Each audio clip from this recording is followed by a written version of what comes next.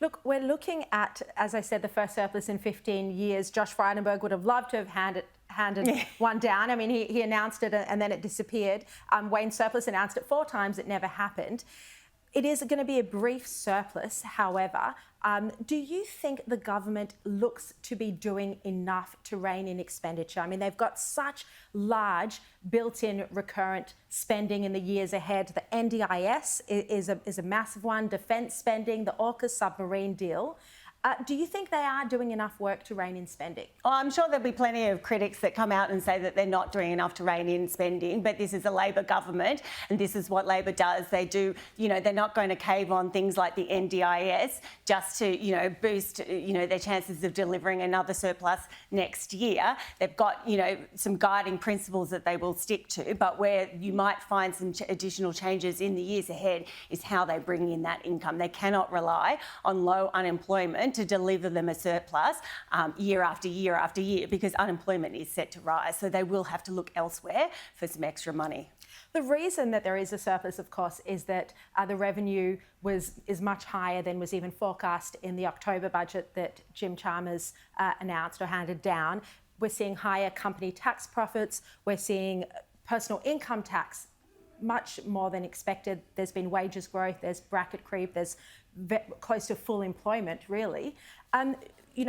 This isn't going to last, though, because we are expecting the unemployment rate to increase. We are absolutely expecting it. That's kind of the point of these RBA hikes, is to put pressure on budgets, to put pressure on companies. Unfortunately, there will be casualties along the way, but there are some initiatives that they can look to help, bring people back into the workforce.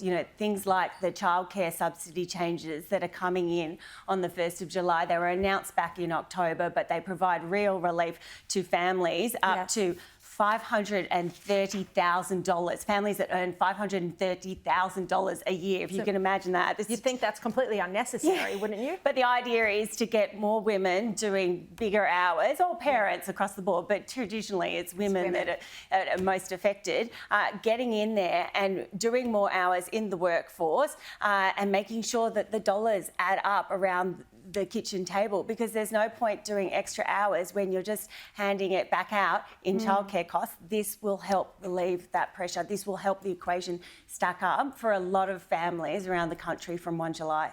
Yeah, and that was a point that Jim Chalmers made when he did include that relief, that it would be a productivity measure. Now, Albanese, of course, made this announcement that the welfare payment for single parents would change from 14 years to 8 years.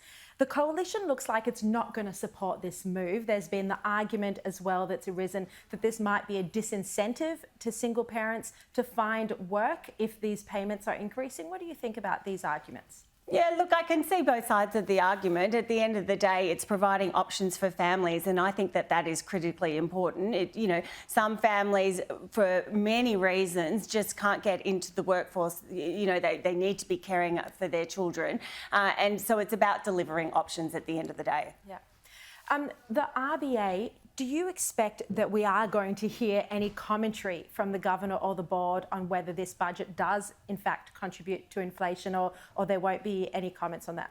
I think that Governor Lowe's pretty good at steering clear of these discussions, and so I don't expect to hear from the RBA, certainly. Because he has emerged as a scapegoat, you could argue. Absolutely has been a scapegoat. I mean, there's certainly central banks around the world are all hiking the cash rate, in many cases well above what, the hikes that we've seen here in Australia. He's definitely become public enemy number one, but he knows, he's very good at sticking to his lane. I do not expect him to have, engage in running commentary about whether this does or doesn't add to inflation, but could be proven wrong. All right. No, I think he will be silent, but it would be fascinating to hear what the RBA board has to say about that. Sally Tindall, thank you very much for your insights. Thanks for having me.